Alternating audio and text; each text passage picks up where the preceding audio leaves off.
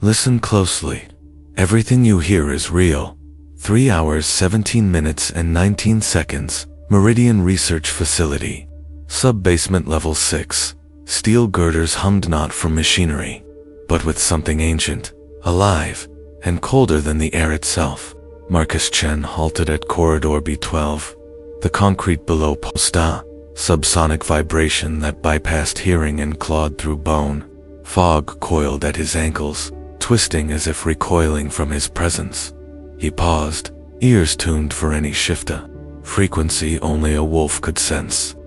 The air pressed in, metallic and heavy on his tongue.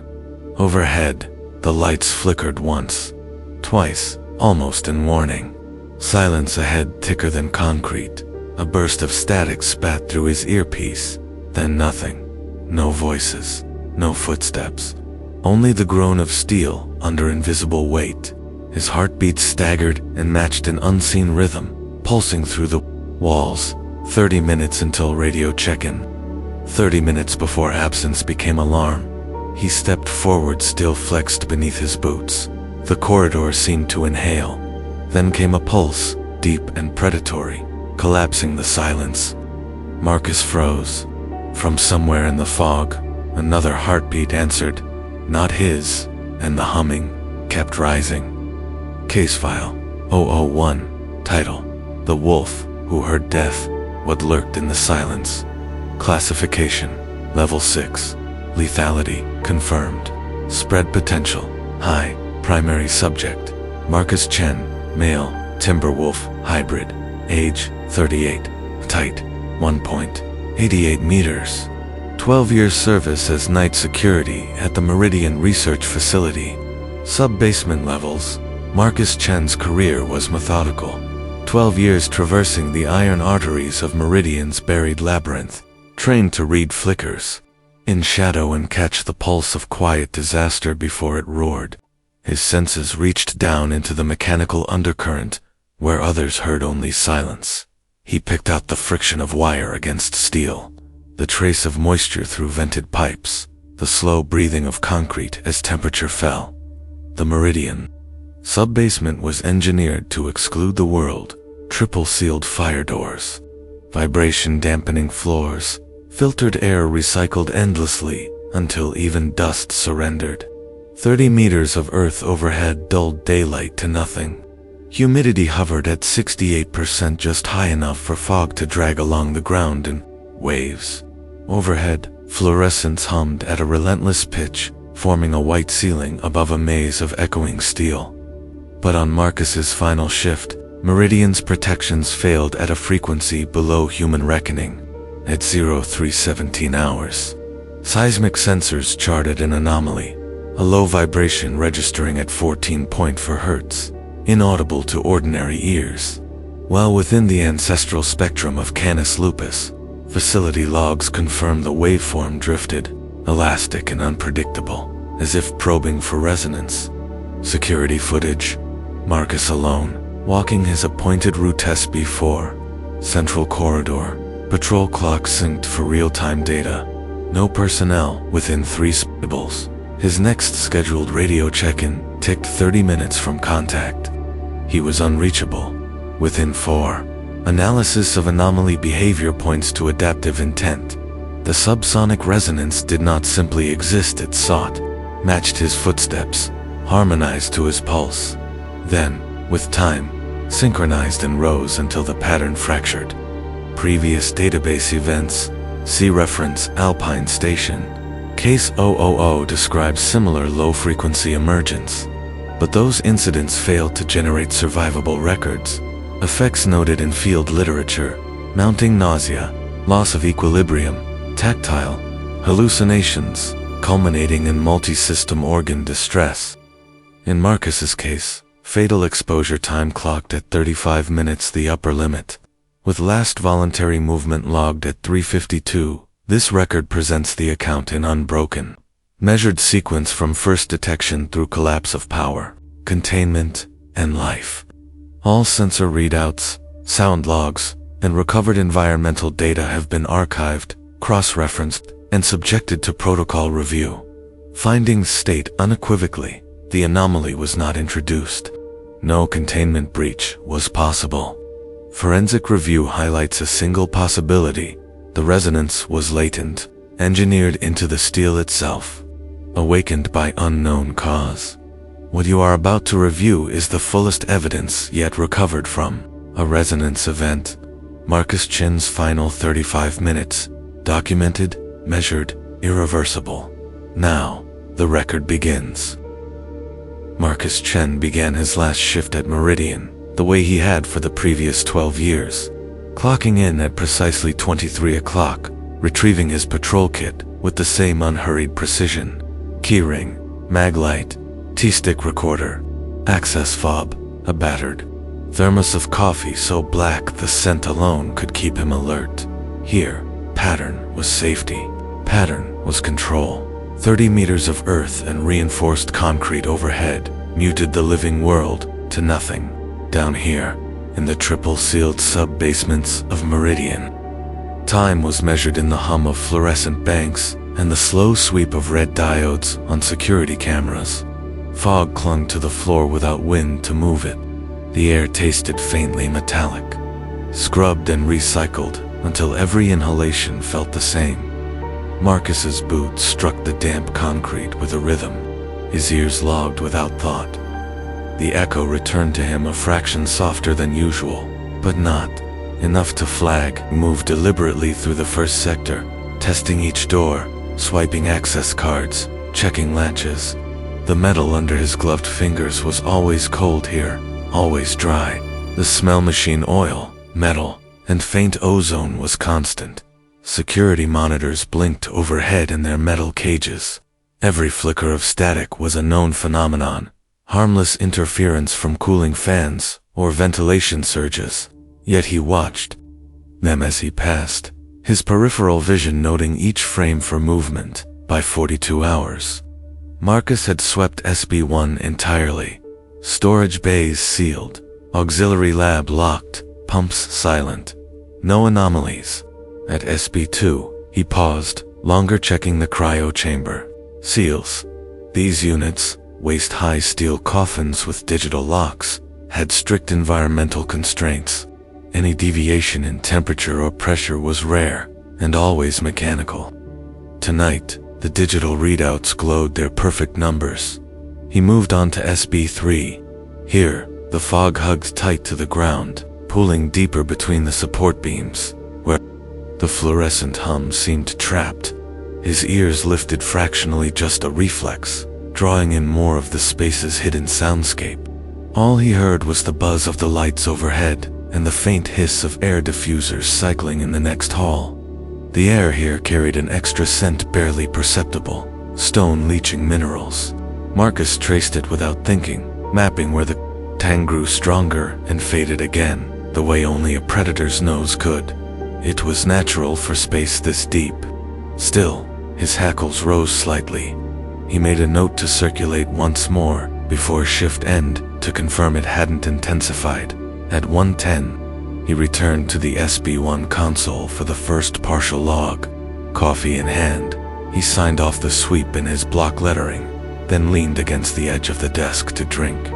The liquid was bitter, slightly burnt, just as it always was from the vending machine upstairs.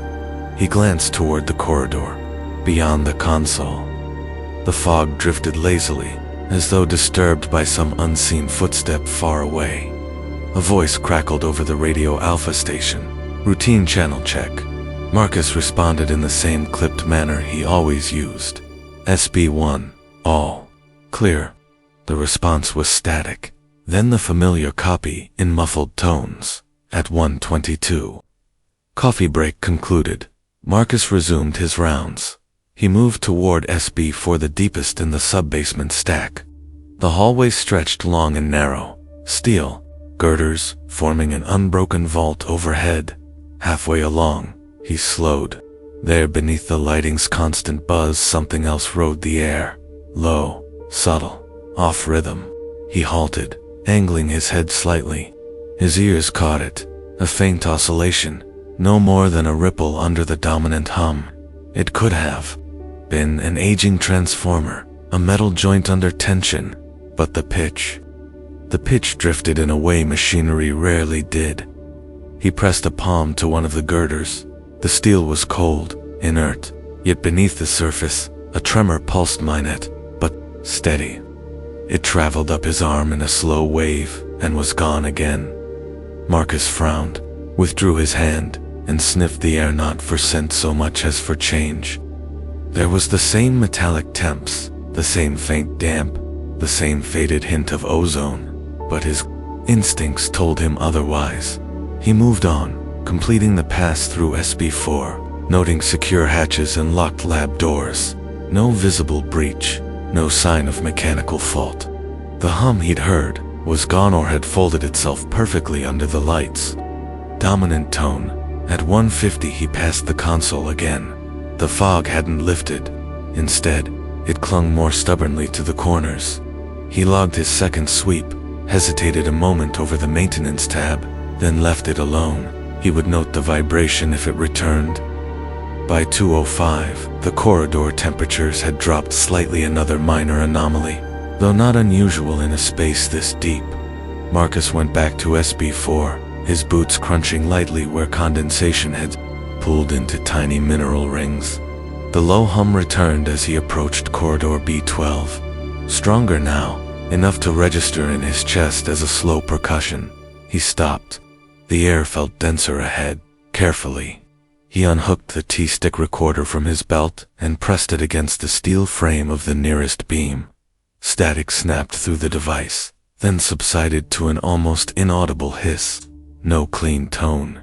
He tried. Again, a meter further, and this time the hiss thickened, as though the recorder's microphone struggled to bite into something without an upper edge. He pulled back, frowning, checked the Displano irregular readout, logged the location mentally. Grid 37. As he angled away, a faint metallic tick traveled across the beams, so soft no human would have heard it. Not a crack, not pressure release, something else. He pivoted to listen. The sound did not repeat. By 2:20, during his return toward SB2, the hum faded again, leaving only the ordinary layered noises of the facility. Marcus felt an unease in its absence, a gap his hearing expected to fill. His pulse remained fractionally higher than baseline. Routine carried him through another cycle. Bait checks, door tests, visual scans. Every panel was exact, every latch set. Then, at 2:38, it returned. Stronger, the hum rolled through the floor in 3 long pulses, each separated by about 5 seconds. Marcus narrowed his eyes, trying to assign it a mechanical source. It was not the HVAC fans, they were due to cycle at the top of the hour. Not the coolant pumps, those throbbed faster, and from a different axis. This pulse felt centered. He followed it back toward SB4. With each corridor crossed, the vibration became more insistent, pressing into his legs through his boots. And here's what's worseth. Fog no longer drifted aimlessly. It shifted in time with the pulse, rippling outward from the steel columns. Marcus slowed his pace and watched as one curl of vapor elongated unnaturally against the airflow. At 2:45, he stopped before the same girder in corridor B12, placed his ear against it. The resonance leaped into his skull deep, controlled. Behind it, he thought he caught the faintest flicker of a pattern, like steps moving on the far side of solid steel. He stepped back sharply. Nothing in the corridor moved. The cameras above blinked their steady red lights. He considered calling Alpha early, but procedure dictated anomaly verification before escalation. And yet his eyes fixed on the fog again. It was still forming waves. At 2:50, Marcus logged the anomaly into the maintenance note queue. Unusual low-frequency vibration, possible structural resonance, source unverified. Recommend deep scan, survey. Only Alpha would read the note after shift rotation. But even as he typed it, the vibration climbed slightly in pitch, almost imperceptible, but enough to nudge his own heartbeat into sync. It took conscious effort to slow it again. He took one last sweep of the corridor. Everything looked normal, every door sealed, every panel intact, and yet, as he turned toward SB1, the vibration followed him, not constant, not even present, in every step but there, riding in the metal just under perception. By 2:58, Marcus reached a console again. The coffee had cooled, scummed over at the rim. He left it untouched, instead scanning each security feed. Hallways empty, doors closed. Still the hum was here, not in the speakers, not in the air vents, but inside the frame of Meridian itself. And whatever it was not done. Marcus Chen initiated a secondary sweep, compelled by the vibration's persistence, no longer content to trust routine. Recording log at 309 SB4 sector and support beams, low frequency anomaly unresolved, pattern repeating at irregular intervals. He pressed the T-stick recorder against another girder, hoping for mechanical static. But the readout flickered numbers, scrolling uncertain, as if reshaped by the hum itself. Fluorescent lights, dimmed for a single heartbeat, before rebounding to their baseline glow, throwing shadows that swam across the fog. Marcus cataloged each shift. He tested environmental panels, filters, pumps, even fire doors seeking a malfunction, yet all diagnostics returned green. A hairline crack trailed down the paint of column F2, new and faint. Resisting the urge to be noticed, instinct drove him deeper, every sense attuned, every nerve hunting deviance. The hum grew bolder, weaving through pipes and cable runs, casting a subsonic maze within the steel. Marcus paced slowly, boots trailing fine arcs in condensation. He ducked beneath an exposed vent, pausing when metal grates vibrated at the edge of hearing. For a moment, the corridor felt smaller side walls creeping closer, the ceiling lowering imperceptibly. He cycled through frequencies on his handheld detector. Each pass revealed a signature outlier, bursts of resonance that vanished as soon as he attempted a direct reading. At 3:16, the T-stick's microphone whined, then snapped off abruptly. Marcus replaced the batteries, cursed once under his breath, and tried again. This time, silence, oppressive, with pressure mounting behind his eyes. The anomaly escalated. Each panel Marcus swept echoed the pulse harder. The steel itself seemed to breathe in and out, flexing to an internal rhythm. Surveillance feeds glitched, brief sheens of static ran down the monitors, only to resolve so quickly he questioned his memory. Once, the fog eddied away from his feet, forming a brief path toward the reactor supports before merging back into itself. Marcus tapped a quick note for the next watch. Auditory distortion, escalating. Source undetermined. Environmental integrity, technically stable. He listened, straining for a cause. The hum now possessed caratentant, almost it. Dodged tracking, looping through the infrastructure in unpredictable patterns. SB4's main partition walls throbbed under his palm. Marcus knelt, pressing his ear to cold metal. The vibration changed cadence at first, an uncertain lullaby, then a sharper, insistent warning. Behind the murmur came an afterimage of movement, a shadow receding just as he turned, the camera above catching nothing but the shimmer of condensed breath. At 3:24, the first physiological effects began. Marcus's head swam, a faint nausea rising in his guts. His heart pounded arrhythmically, each beat echoing in the deepest structures of the facility. His hands tingled. He blinked and the lights overhead seemed to pulse in time with his own sensations. He activated the infrasound detector, reading frequency spikes at the far end of SB4, 14.8 Hz, then 15.2 Hz, each growing more forceful. Once, as he reached for the environmental panel, his hand shook unexpected, the tremor small but increasing. The fog thickened around his knees now. His ears, sensitive to even subtlest cues, caught a faint sibilance, as though the steel were whispering secrets. Just below translation, Marcus radioed Alpha, static, no tone, no human response, communications now intermittent, the baseline digital hum fading from comfort to warning. Security feed at station say glitched long enough to show a shadow crossing networked corridors, then nothing. Had anything moved at all? He logged it anyway. Possible unauthorized presence SB4, unverified. Advise full sensor sweep. He rotated slowly, mag light slicing through the mist. The beam twisted, refracted oddly, fog behaving not as vapor, but as if it possessed seams and layers. Sound events began stacking. 3 timed pulses knocked through the floor plates. The vibration grew directional, as though seeking each clash, sent a surge of vertigo crawling up Marcus's spine. His sense of smell sharpened, metallic temps growing richer, edged with the suggestion of ozone and deep earth. Then, a sharper anomaly. The security feed momentarily inverted, showing Marcus' own reflection staring back, features blurred and distorted. Lights above flickered in a pattern unrecorded by any previous event. Strobes almost matching the pulse of the hum. Marcus doubled his pace. Corridor B12 was colder. Each inhalation felt heavier, pulled through stubborn resistance. His fur bristled, involuntarily, the animal side of his brain catching something his conscious mind could not explain. He paused by the main utility panel, flipping emergency override.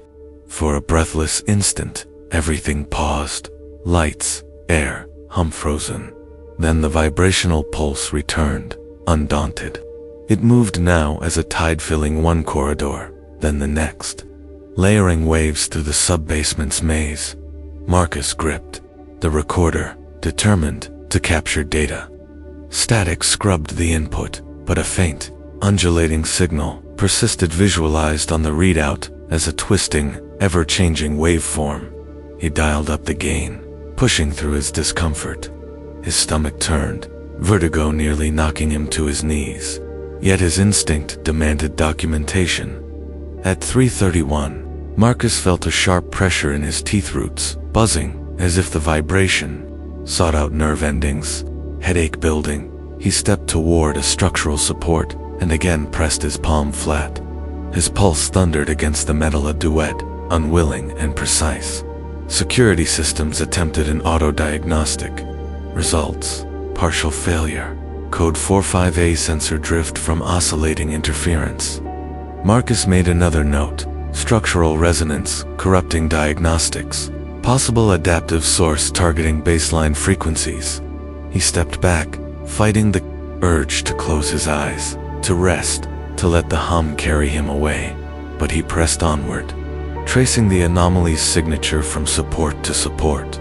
Each beam, each handrail, now vibrated in alignment, never quite in synchrony. Always one step ahead or behind, a living algorithm skirting direct observation. Environmental alarms triggered briefly over pressure on the west airlock. Then, a rapid return to nominal.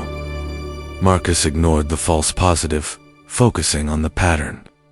Interval: 4 seconds, then 6, then a randomized flash as the facility attempted to adjust. At the threshold of reactor annex, fog density peaked. Visibility dipped to less than a meter. Through the haze, countless minute vibrations crossed the flooring like silent footfalls. Marcus, hunched in the half-glow of emergency lights, raised his head, the hum now a living presence in the air, thickening even his thoughts. At 3:36, he set the T-stick to continuous record, anchoring it to a support beam. The device flared, red, a warning. Input too loud for calibration. Marcus left it. He stepped back, swallowing against nausea, breath misting blue in the coldest air. This was no longer investigation. This was contact, indirect, but relentless. Down the corridor, lights dimmed in a rippling pattern, chased by the pulse of the hum. Marcus watched, unable to move for a moment, as each fixture fell dark, one by one, leaving only shadow and the echo of the living steel. The hum surged. For a split second, Marcus's ears caught a sound below cognition, consonant-shaped, almost words, lost in vibration. His heart hammered. He closed his eyes, and saw nothing. Only rising pressure, the world folding tighter. He staggered back, forced himself to log final notes. confluence of vibrational events. Hum, adapting, seeking, matching biorhythms, recommend immediate evacuation protocol. But by then, even the network lagged. Text crawling painfully across the console. At 3:39, Marcus's vision tunneled. Sound pressed from all directions, pressing him down, suffocating.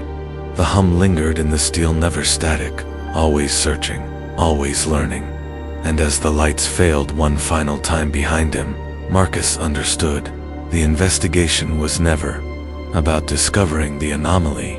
It was about surviving it, and the humming became a presence he could feel inside his bones. 3:40 hours. Routine broke.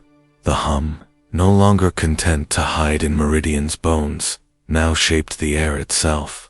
It rolled in waves that ignored eardrums and went straight for the skeleton. The sub-basement's immense steel frame began to feel less like shelter and more like a lung. Somewhere deep inside it, something was inhaling. Marcus Chen stood at SB4's main junction, his boots rooted in a shallow tide of fog. 10 minutes ago, the vapor had wandered lazily. Now it flexed. In time to a pulse, he couldn't Every instinct told him this place, once still, was watching.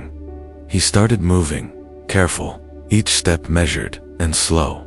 The gap between pulses was inconsistent for seconds, then 6, then 3, off enough to rule out machinery.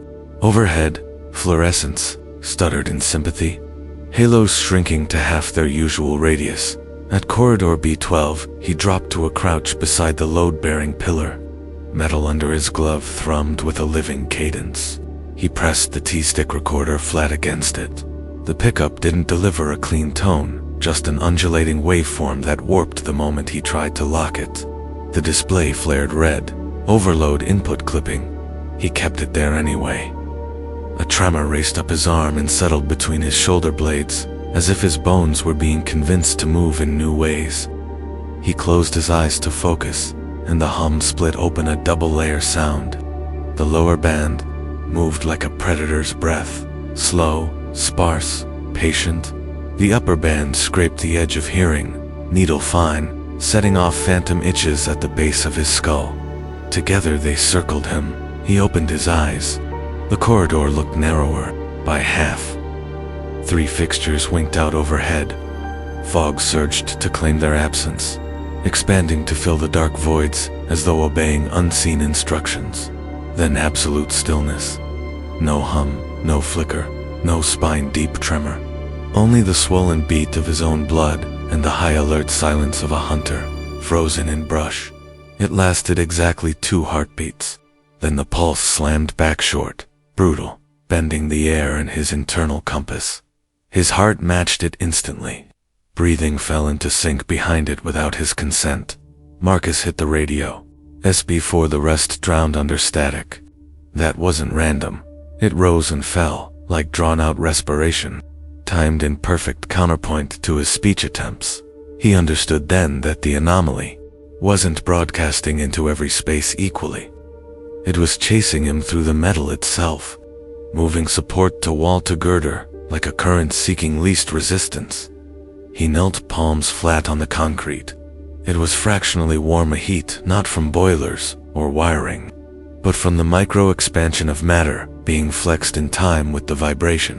He felt, absurdly, like he was touching the side of some vast animal. His nose caught the change before his ears did. A new scent overlaying the long, familiar metallic tank powder, dry mineral, like a rock shelf split open for the first time, mixed with the ghost of electrical fire. It was faint, but growing. Emergency strips popped to life, bathing the fog in a deep orange that made every edge vanish into shadow. Marcus's wolf eyes adapted quickly, rendering each floating wisp, each seam in the metalwork, almost painfully sharp. At the far end of the cordoned corridor, a shadow detached itself from the deeper, dark, featureless, unlit, but occupying space where a camera's angle insisted nothing stood. The hum deepened, every droplet condensing along the girder seams, trembled in place until the next pulse struck, sending them falling in perfect unison. The mag-light beam carved briefly into the fog. The vapor flinched away and then flowed back, reclaiming the space as soon as the cone of light passed. 3:44. A storm turned inward. Marcus's organs felt somehow unanchored, as if someone had interfered with the gravity inside his body. Breath threatened to fall into the hum's cycle entirely. Reflex demanded he resist it, but in resisting, he could feel himself pushed back harder. The shimmer at the corridor's end grew denser.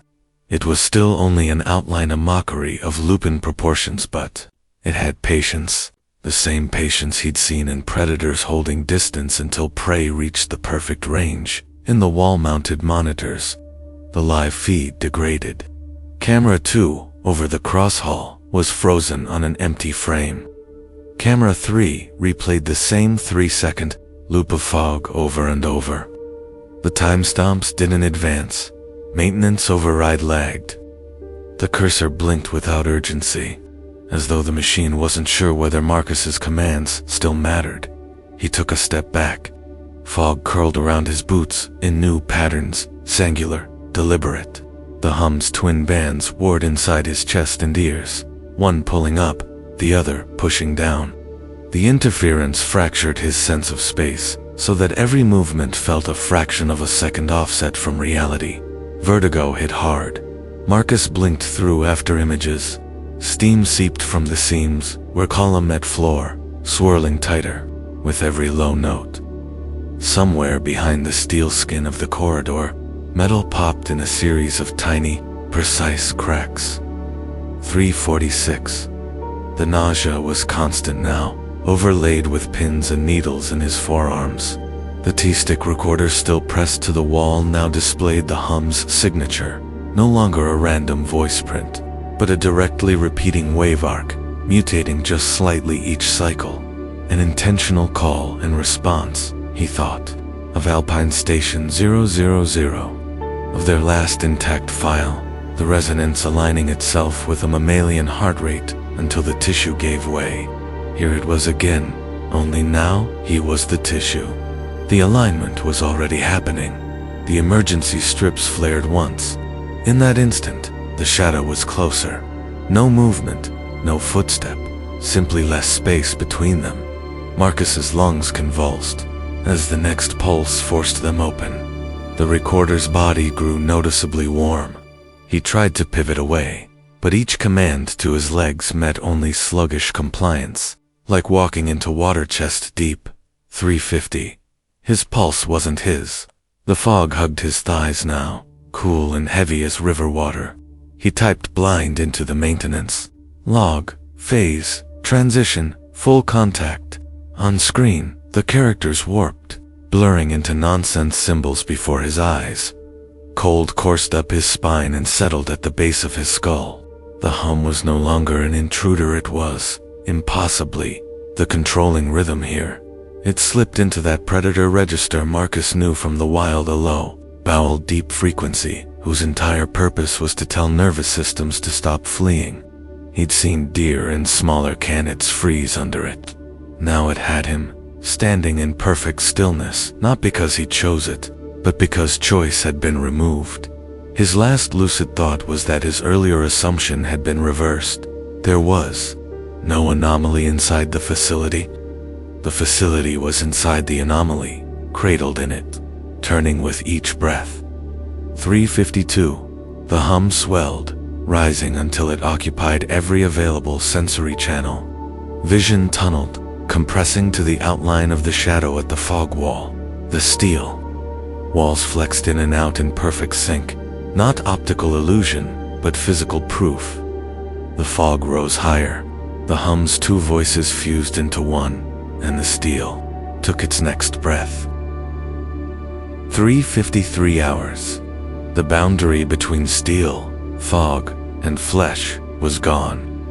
Meridian's lowest level moved, not as a structure, but as an organ under pressure. Every girder flexed, every floor plate vibrated with intent Marcus could no longer mistake for accident. He tried to step back, muscles screaming against the rhythm. The shadow at the corridor's end didn't advance. It grew denser, hunger layered over patience.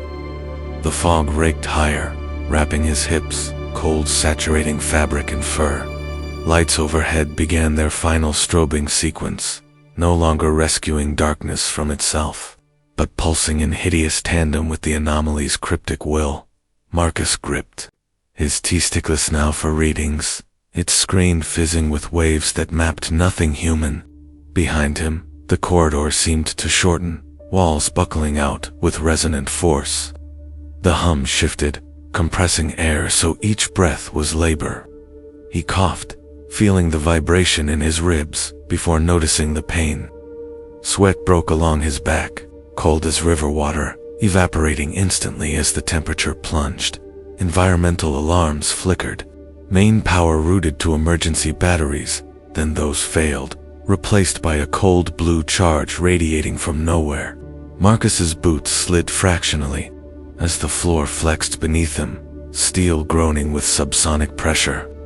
He tried to log another note. The keyboard responded with single letters, scattered and rearranged before they hit the screen. 354. The facility's geometry warped, corridors curved, junctions folded into new alignment. The fog joined, bending, in rivers under invisible tidal forces. Marcus stumbled, every muscle unwilling, equilibrium wrecked by the pulse. He groped for the handrail. It shuddered, then softened, metal seeming to relax its molecular grip. He squeezed his eyes shut. The hum deepened, slipping under thought, crawling through the nervous system, bending will and memory. A flash white then purple blinded him, momentarily. Sensors on the emergency panel spat out new frequencies, 15.6 Hz, 15.9 Hz, then climbing.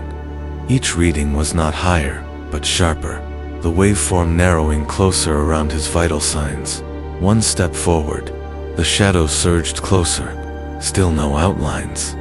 His instincts told him it tested prey, not just watched. Fog kissed his waist, so thick he could no longer see the corridor floor. He pressed against the steel frame now, so warm it almost pulsed with a fever. Marcus's vision split, colors refracting as the hum layered itself beyond what eyes could resolve. The lights collapsed. Now only the internal security system's bioluminescent strips glowed, curving madly along the walls, animated by each pulse. He reeled, forced to track with both scent and tactile sense. Metal tasted sharp on the air. Ozone and mineral mixed so strongly it burned his throat. 356. The facility attempted repair. Power grid rebooted and failed. Doors cycled closed across 3 corridors, sealing Marcus inside. The shadow in the fog moved, magnetized by resistance. He didn't dare speak. Sound, he realized, only fed the anomaly's search. His hearing, flattened normal frequencies vanished, replaced by resonances that mapped marrow and muscle, the sound of body parts vibrating out of sync. With each wave, his center of gravity shifted. Vertigo pressed him to one wall, then the floor, then jerked him upright. Marcus's fur rose, pillow erection, involuntary. He felt the wolf in him try to draw a boundary, but the hum ignored learned cues. Instinct said threat. The anomaly said inevitability. A predatory spiral, patient, no wasted energy. He tried to recall exit routes, but the mental map fragmented. Hallways didn't match. Stairwells blurred into angles that led nowhere but back to the point of contact. The shadow narrowed its radius. Marcus reached for radio backup. Only static, modulated precisely to his heart rhythm. 358. Every technological system in reach began to foul. Cameras looped old feeds. Biomonitors pulsed red and blue. Access panels cycled codes with no response. The hum grew richer, but now Marcus recognized a pattern.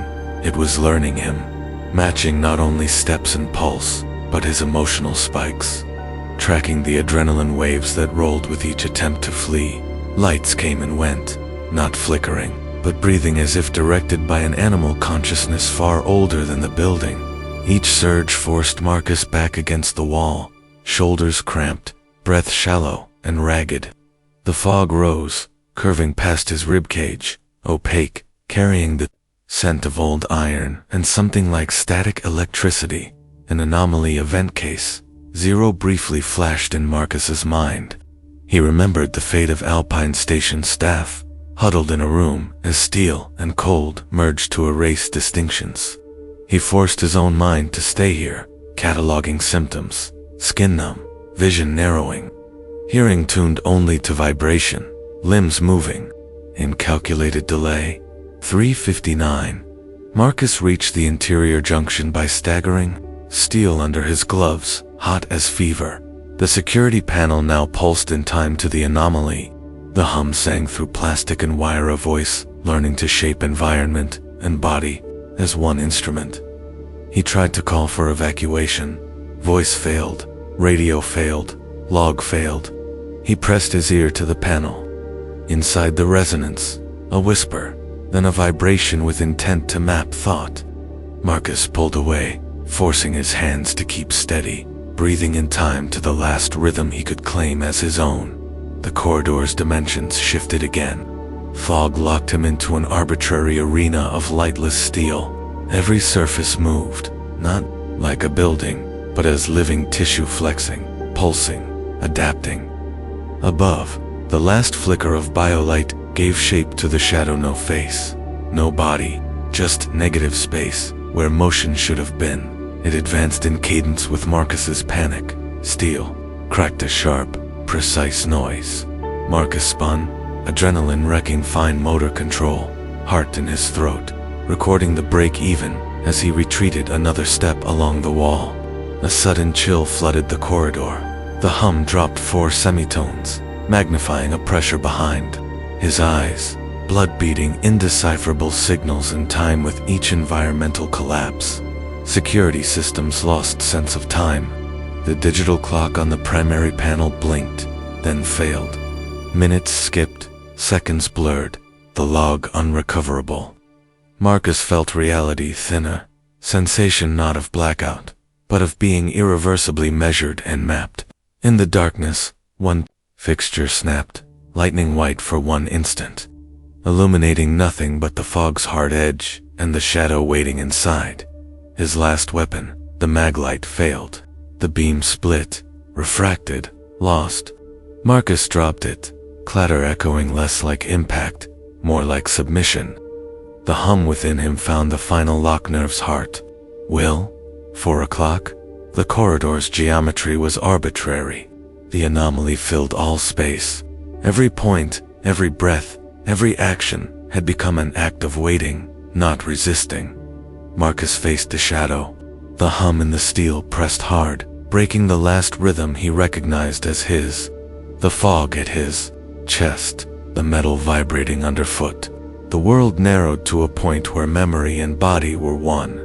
The anomaly surged, recording every fragment. Marcus tried again to push back. Muscle wouldn't serve. Sound wouldn't carry. Thought would only feed the waveform circling him. At the very last instant, the shadow moved. No step, no leap, simply folding space, so they shared the same breath, the same hum, the same heartbeat. The steel exhaled, and the humming drowned all sense of time. 4:01 hours. Marcus Chen was no longer moving through the sub-basement. The sub-basement was moving through him. Every square centimeter of Meridian's steel frame was a conduit for the hum. It no longer traveled around him. It traveled through him, vibrating along nerves, inside vessels, under skin. The corridor still looked straight, but his inner ear insisted it was bending. Geometry here had become a flexible choice. The shadow that had tracked him since first contact no longer lingered at the edge of sight. It was in the same air column. He could sense it the way prey senses a predator without seeing it. By absence, by the wrong weight of the air. The fog pressed heavy and cold at chest height, offering resistance when he tried to shift his stance. His heartbeat was not self-generated. It answered to the rhythm fed back from floor and wall. He reached for the recorder without looking, only to realize it was already in his hand. The casing felt alive, almost breathing. The display had gone black but still conveyed the pulse, thin, arterial red lines carving patterns directly into his vision, whether he blinked or not. The hum changed tempo. Harmonics bloomed in glass-edged tones that scraped through his jaw, hinges and behind the eyes. His skin pricked in waves, like a static storm building. The fog swirled higher, grazing along his collarbones. Then stillness. Not silence, a field predator's stillness. All coils drawn tight, every whiplash muscle armed. In that breath between pulses, the sub-basement sounded almost normal. A distant drip, a slow pipe creak, the soft stretch of leather in his gear harness. Relics of a safer world. They lasted one heartbeat. The next wave hit hard enough to jolt the air from his lungs. Steel plates bowed minutely under his boots, just enough to shift his balance. He caught his weight against the wall and felt the pulse rove over his ribs before flattening him with the next burst. The fog condensed into a slow, turning spiral that centered exactly where he stood. Movement ahead. The shadow.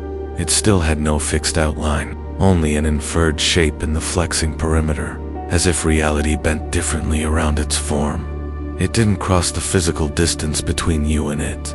That distance just ceased to exist.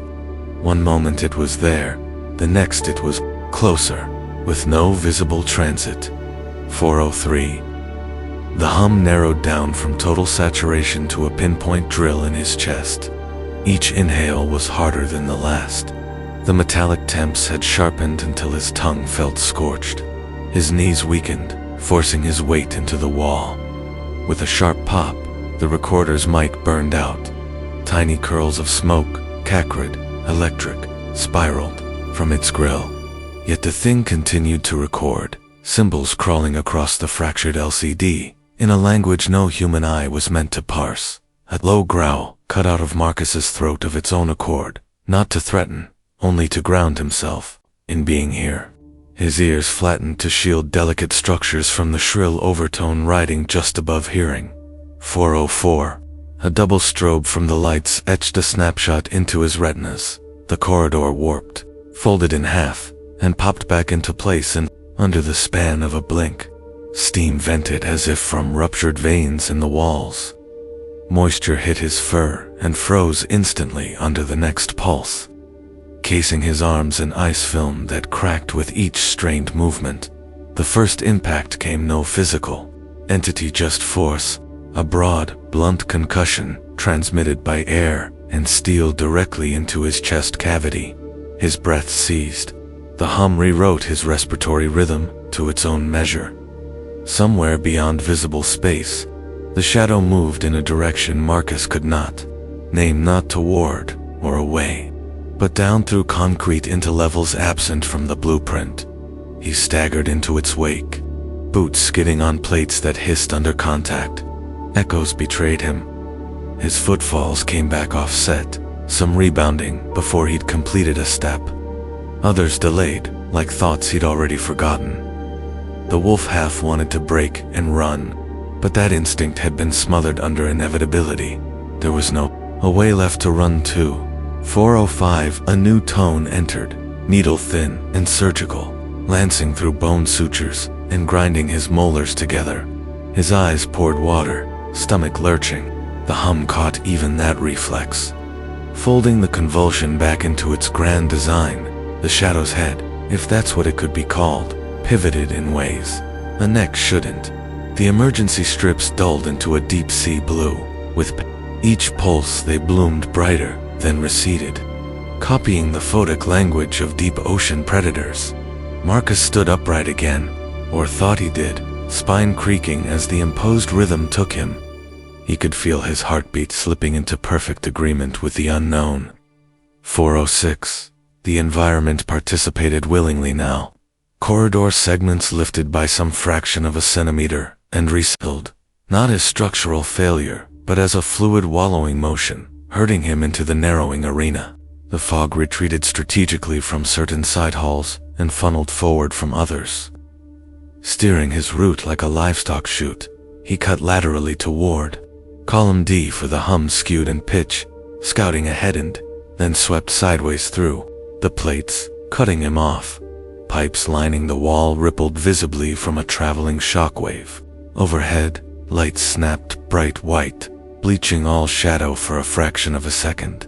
In that flash, the figure stopped pacing the fog and simply stood, closer now, in the cleared space, filling it like a lock filling with water. Against all expectation, the recorder rallied.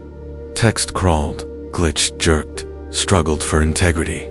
Then 3 words: biopattern acquired, screen dark. Again, 407 pain deep as the marrow opened in his chest. Not acute, stranger.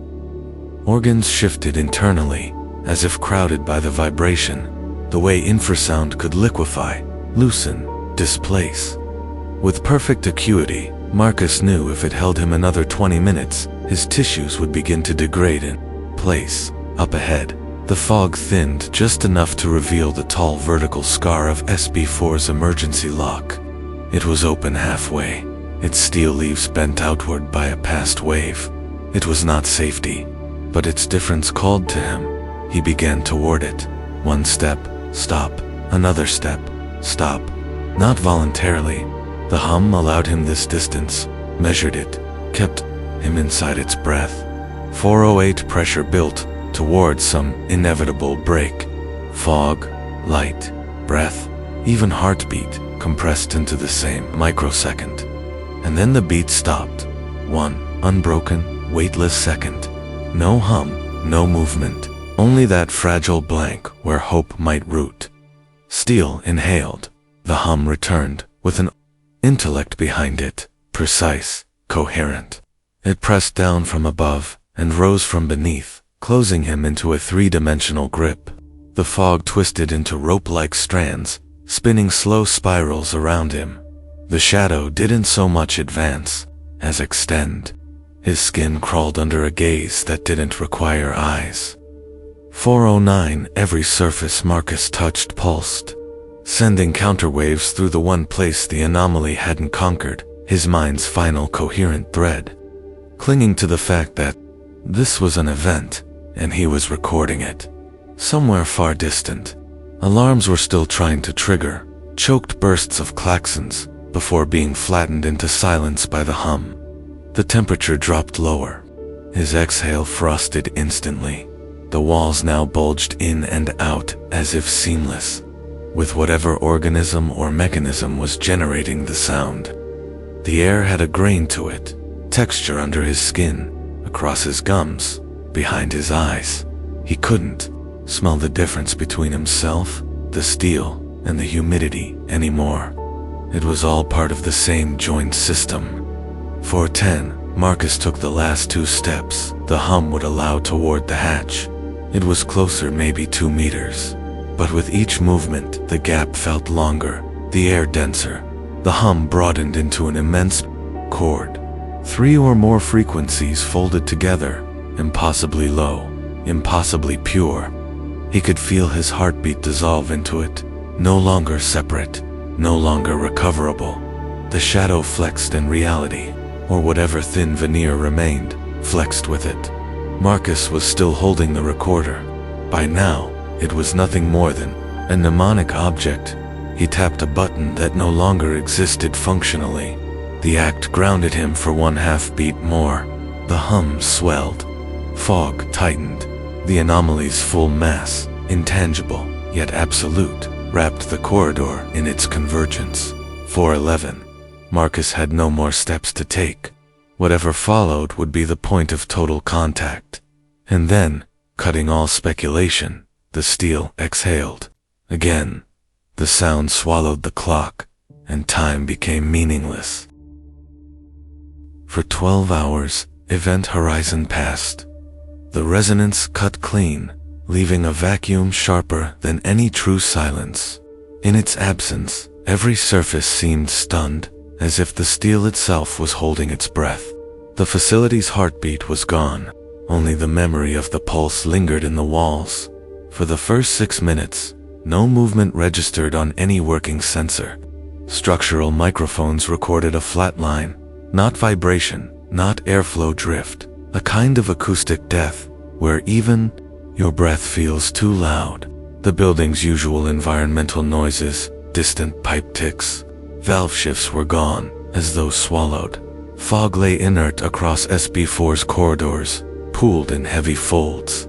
Temperature, 1.8 degrees Celsius below baseline. Humidity, plus 26%. Later, analysis confirmed altered air chemistry. Ozone higher than safe tolerance. Iron dust drifting in micron-sized clusters, and faint formaldehyde traces, sharp enough to leave an acrid taste in the mouth. 418. Partial system recovery. Auxiliary lights returned at 20% power. Ventilation sighed once, then stalled. Doors ticked in their frames, uncertain if they should cycle. Every physical access point below SB2 sealed without command. Video feeds returned, broken. Straight corridors now appeared bowed. Support columns stood a degree off plumb. Corridor B12's loop played the same 1.3 seconds endlessly, fog moving backwards, curling towards steel like smoke inhaling. 543 Recovery Unit Entry. Alpha Station Hazmat, Level 6 Protocol. 4 staff, sealed respirators, negative pressure entry. Fiber optic tether for comms RF failed completely. Approaching SB4, sound pressure dropped 6.2 decibels. The kind of silence you feel plugging your ears without touching them. Primary hatch breach, warped inward at the hinge. Not from impact. Metallurgical review showed stretching compression in cyclical pattern, a breathing distortion. Dust analyzed as nickel, iron, and most disturbingly bonded hemoglobin in dried microglobules. Inside, floor edges lined in fog. Corridor midstrip oddly clear, as though something had paced it repeatedly. Lights glowed dull amber. Each recovery step drew a corresponding flicker in voltage, as if the structure still noticed movement. Subject recovery, Marcus Chen. Location, grid 37. Position, supine, eyes open. Expression, neutral, almost listening. Uniform intact. ID badge, warped inward. Inside left breast pocket, investigators found a folded patrol log, edges frayed from habitual handling. Beneath it, a creased wallet photo, a black and white print of himself with an unidentified younger sibling, both laughing, long before. Meridian, vitals absent. Core body temp, equal to surrounding steel, no external trauma. Phase 1 autopsy, pupils. Fixed 5.6 millimeters. Cornea bearing concentric microstriations, consistent with harmonic stress. Blood viscosity tripled. Clotting factors absent. Musculature unnaturally rigid, like a building's reinforced. Steel, mesh, not true rigor. Phase 2, lab analysis. Transmission, electron microscopy. Revealed cellular walls deformed in precise repeating arcs, later overlaid. They matched the resonance waveform Marcus logged before contact. Inner ear ossicles splintered inward. A spiral fracture pattern consistent with targeted infrasound. Imagine shattering glass by tone alone. Myocardium in perfect mid-contraction. No damage, no rupture, simply stopped. Equipment data, T-stick, physically sound, battery at 84%. Final data segment overwritten with spirals that subtly realigned each playback, impossible for the hardware. At 1000 slowdown, they resolved into a sound, a molasses slow heartbeat. Security console log preserved. Marcus's 250 note, low frequency vibration. Recommend deep scan survey. Later keystrokes devolved into geometric characters.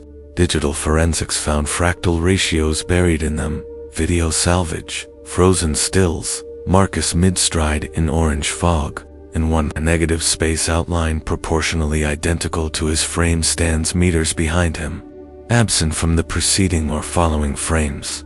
Containment and classification, Department X sealed. SB3 and below permanently by 7 o'clock. Resonance, profile designated structural origination, latent harmonic entity. Cross-file analysis found high congruence with Alpine Station File 0, identical waveform drift. Mammalian cardiac sync, no breach or intrusion required. Leading theory, harmonic potential built into primary steel during fabrication or early structure assembly, activation triggered by unknown environmental resonance. Architectural sourcing for Alpine and Meridian intersect in 3 supply yards, now all categorized high risk.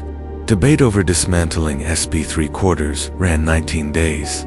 Consensus: dismantlement risked releasing migrating resonance into new structural hosts. Recommendation: entomb and situ, closing human inventory.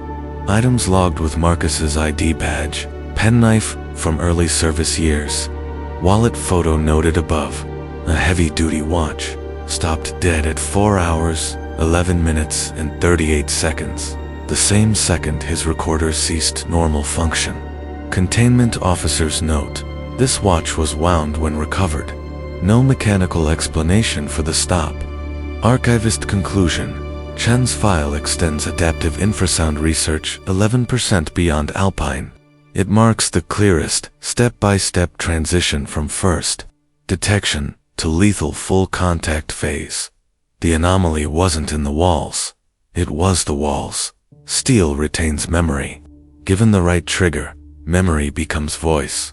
And given a listener, it speaks. Archived under Department X. Director-level access required. The record is complete. For now. Case File 001, Official Closure Log. This concludes the record of Marcus Chen. All findings have been archived, reviewed, and classified. Incident cause: adaptive resonance, origin within the very framework of Meridian's lower levels. Persistence risk: unresolved. Containment status: provisional. Mitigation: incomplete. Yet the silence that follows does not reassure. Across the archived footage and data, faint echoes remain, timestamps out of sequence. Electromagnetic anomalies without known source, and the memory of a pulse still whispered by those who entered SB4 after the fact. The anomaly may be dormant, but never proven absent. Among Marcus Chen's recovered personal effects, one item stood apart: a small battered photograph, edges worn soft from years, in his pocket.